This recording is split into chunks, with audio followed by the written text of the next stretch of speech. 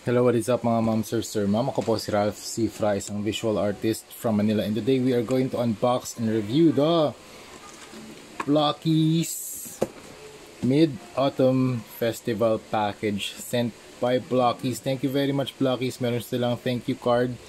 Sabi nila, we want to take a moment to express our heartfelt gratitude for your unwavering support of Blockies. Your enthusiasm and passion inspire us every day. Wishing you a wonderful Mid-Autumn Festival filled with happiness, prosperity, and cherished memories. We truly appreciate you being part of our journey.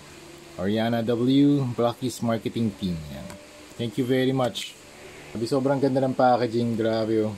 Orange paper bag with gold na print. Grabe, ang ganda. Very high quality material. Tapos yung box nila, super cool. High quality cardboard box. Tapos, and when you open it, yung grabe ganda, nagsashine, no? Yan. Ang hirap mag-print ng ganito kasi special color tong gold eh. Alam ko pag sa printing, mahal talaga yung gold na ano, na color. Special ink yung mga ginagamit dyan, ma'am, sir. So we have card, or yeah, meron silang mga cards. Ito yung manual. Ayan, meron silang card. Mid-Autumn Festival. Ganda. Ito yung mga manual. Ayan, very basic lang ito mga ma'am, sir. Very fun to build. Ayan. Front and back. Hindi lang ako familiar sa mga characters. Pero tingnan natin loob. Click lang muna natin to. Tapos, grabing ganda. Tapos ito yung packaging niya. Teka, binuksan ko na kasi ito eh. Yan. So medyo baliktad yung iba. Pero grabe. Look at that. Yung mga prints. So we have 1, 2, 3, 4. Tapos nandito yung mga bases tsaka yung mga effects pag tinanggal natin to. Ganda ng pattern. Meron pang star na icons dito or mga star design, mga pattern, cloud pattern, tapos per box meron dito yung action figure, dito yung collectible and action figure, tapos ito yung illustration, then you have the design. Grabe, may mga pattern ko, ganda. And then you have the lantern, may border pa, tapos apat yung mga boxes niya, super cool. Tara, buksan na natin. Actually nabuksan ko na, build na natin to. Ito na sila. Very fun to build yan. Ito yung una naming binild. Family time talaga to pag Blockies. Kaya nagbubuo kami sa family. Yan. So we have two collaborations between Blockies and Kamen Rider. Yan, ito dalawa. Tapos ito naman Blockies and Ultraman. Hindi ko lang alam kung anong variant to ng Ultraman. Pero we have two. Puro gold version. So, I think exclusive to. Hindi ko lang alam kung mabibili to sa market right now, pero sinend sa atin to ni Blockies. Thank you again, Blockies. Okay, so arrange natin siya. Ito yung first, ito yung second, tapos ito yung third, and ito yung fourth. So meron din siya mga bases with translucent na mga fire effects. So iba-iba pa yung mga fire effects niyan. Since compatible siya with each other, pwede natin siyang baguhin. Kunwari dito, i-mix natin yung mga flame effects niya. So you can do these things. Kunwari dito gusto nyo mas flowing fire, dito naman mas sharp. Yan, pwede natin gawin yun. Yun yung gusto ko dito kay Blockies dahil compatible yung mga pieces. So pwede kayong gumawa ng sarili nyong mga designs. Kunwari ito yung kamay niya galing dito kay Kamen Rider, tapos yung ulo niya dito kay Geats. Alam ko Geats yung name nito eh, na ni-research ko. Yan. So yun. Kasi iba hindi na ako familiar. Tapos yung mga bases nila gold, unlike dun sa Transformers. Ito yung mga Transformers na Transformers 1 very dark gray. Ayan. So re-review natin yan afterwards. So dito muna tayo sa mga bases nila. Very nice gold color design dito. Yung gold kasi medyo talagang ang hirap ng printing nito mga mamster, kaya medyo mahal siya. Mga special color yan pagdating sa toy manufacturing, printing, yan. Kasi mahirap siyang i-produce as a print material kasi special talaga siya, nagsashine yung yung ink mismo. Yan. So lahat ng mga metallics, mga special color yan mga mamster. Wala siya sa CMYK na color color spectrum. Yan. Okay? Kaya itong mga special color itong mga gold line, talagang I think this is exclusive. Hindi ko sure kung mabibili natin to sa market right now, pero baka pag meron silang extra, i-offer nila to sa market. Okay, measure muna natin yung height nila. Yung height measures around 4 inches tall. So mga smaller scale figures to mga mamster, pwede sa mga desk toys. Kapag napasok nyo na sa mga stand, yan, mga sila, siguro 4.5. Ayan, angat lang sila ng konti. 4.5 dito kasi meron siyang antena. Ayan. Tapos meron din siyang mga extra hands and pegs just in case na kunwari mawala yung isang peg, meron kayong mga extras. Okay, first dun sa paint application, very nice paint application, top notch. Grabe yung gold, napakaganda. No amount or level of weathering, super shiny. Dito ba't ibang hues ng gold, silver, tsaka bronze. Merong cool gold, may warm gold, may bronze, at tsaka silver. May silver nga ba dito? Halos wala palang silver, pero grabe, ang daming hues ng gold, different hues, different colors, different color range. Kaya ang ganda pa rin ng color separation niya. May contrast pa din, hindi lang siya old gold. Yan. Ang ganda ng contrast nito, bronze tsaka gold pinagsama. Tapos meron din siyang mas desaturated na gold and mas saturated. Mas saturated meaning mas siya, yellowish. Mas mataas yung intensity. This one, yung desaturated, mas dull yung gold niya. Okay, first dito sa kanyang head, lahat ng proportion ng block is para siyang big head mode sa parang sa mga video games na cheat code. Ayan, merong mga big head mode na pwede mong i-activate. So ganun yung proportion niya, very nice.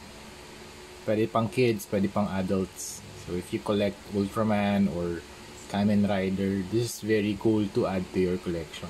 Tsaka since smaller scale sila, pwede niyo siyang ilagay sa desk or sa loob ng PC. Kunwari Ultraman themed yung desktop or yung computer tower nyo, pwede nyo ilagay ito since maliit-liit lang naman siya. Or if you have many mga Ultraman figures, a lot of Ultraman figures, pwede nyo itong idagdag sa inyong collection. So this is more of a classic Ultraman head na shape, and then you have the oval eyes. Hindi siya umiilaw, pero mas glossy siya, glossy cream na eye design or eye color. Then you have the blue diamond dito sa kanyang forehead and chest. Very cool chest piece. Ito merong V na shape with parang orange type and yellow colored lines. And then dito yung motif niya, very angular. Yan. Tapos dito yung weapon, ang ganda rin. Para siyang circular weapon na may handle. Tapos dito, sharp edge. Nice, very nice. Combination din to ng colors na gold, bronze, orange, and yellow. Then, ito yung kanyang torso, legs. Dito lang, medyo blank lang to, itong part na to. Kasi iba, meron siyang belt. So, since yung design naman talaga ni Ultraman, wala naman talaga siyang belt design. So, straight lang siya. Ganito yung appearance. Okay? Compared dito, sobrang intricate kasi ng design na to. This one is more of a basic na Ultraman design or mas more basic na toy design. Pero dito grabe, look at that. It's very nice. Tapos yung pagka-metallic sheen niya, grabe yung shine. Ganda. Mas mas satin yung shine nito. Pero ito kasi yung mga mas intricate, mas glossy siya. Tsaka ang daming angles, nagre-reflect talaga yung light. So parang mas preferred ko yung mga ganitong klaseng action figures. Pero since this is Ultraman na variant, ang ganda rin ng basic clean look. Yan. So dito naman, switch tayo sa kabila. Yung second na, in terms of articulation pala, lahat to ball joint. Yan. So move natin yan. So i-articulate ko na articulation yan. Head, move up, down, tilt. Okay. Chest can pop para sa motion niya. Okay. Tilt. Tapos arms can move, can rotate. Yan. Since ball joint naman lahat yan. Okay. Meron ding movement sa kanyang elbows. Sa waist, walang waist.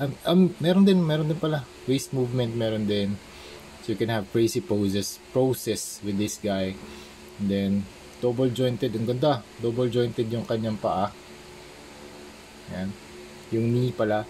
Tapos ball joint yung feet. Yan. Yun yung articulation ng lahat ng blockies na action figures. So you can do crazy poses. This one, so you have the head with the flame effect. Ang ganda ng flame effect dito. Tapos para siya merong arc reactor. Look at the chest piece, the shoulder piece. Natatanggal ba to? So yun.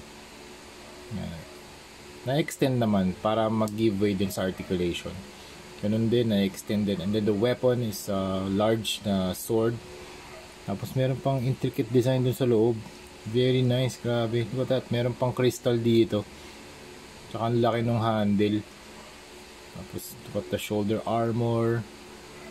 Meron pagka asymmetrical yung design nito. So meaning hindi siya symmetrical balance. Asymmetrical, so dito sa isang side lang yung, so sa left eye niya lang or left part lang ng forehead yung merong flame effect. Tapos dito, ang ganda ng pattern, ang ganda nung ginawa nilang pattern dito. Bronze yung ginawa nilang pang illustrate nung suit design. Tapos meron ding mga bronze, lighter bronze or lighter gold para magkaroon ng color separation.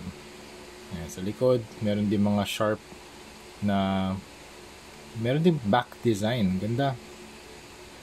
Mas sharp yung ano rito, yung mga armor design sa head tsaka sa back. Okay? So, di pa tayo rito. Kamen Rider naman to mga mamsor. Ganda. Ito mas intricate na yung mga design nito. Wala siyang weapon pero tingnan nyo, grabe yung ano. Grabe yung mask. Yung head armor, head piece, chest piece, shoulder piece. Very intricate, very angular. And look at the paint application. Grabe, meron pa siyang parang soft piece pero hindi, plastic to mga mamsir, na-attach lang dito para mukha siyang merong bandana sa around or cloth around the neck. Hindi naman na-hinder yung articulation, pwede pa rin siyang lumingon from left to right. And meron ding antenna, you have the headpiece here, meron ding siyang naka-extend na part dito sa kanyang cheek papunta dito sa back of the head. Mouthpiece, head eyepiece, yung color orange. Then meron din siyang parang Kamen Rider na eyes on top of his forehead, parang siyang goggles type. And then you have the chest piece here, chest armor na nag-extend papunta sa likod.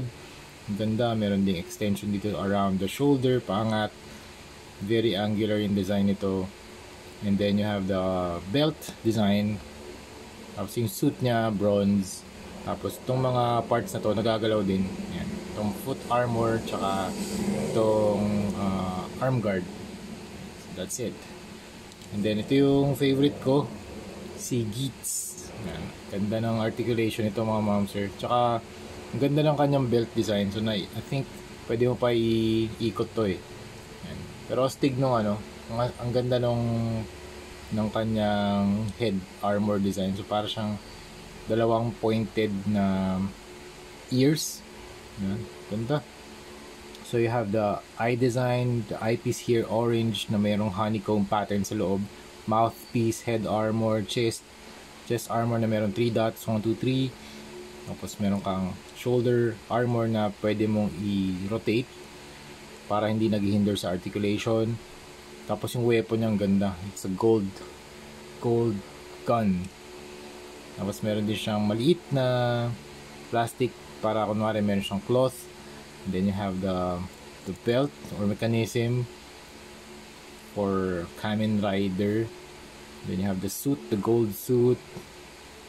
Meron din siya mga patterns dito, brown and lighter cream color for the lines, for the line art. Then knee pads, bronze. Tapos pwede mo rin, I think pwede mo rin igalaw to. Yan, articulate din tong part na to. Para siyang mga exhaust. Something like ganda. Or boost. Some sort of a boost for the feet. Ganda. Yan. So, pag nakakabit na yung mga bases niya, super astig siyang tingnan. Lalo na pag magkakatabi na sila together. So again, thank you very much Blockies for sending this mid-autumn na package for unboxing, review, and review.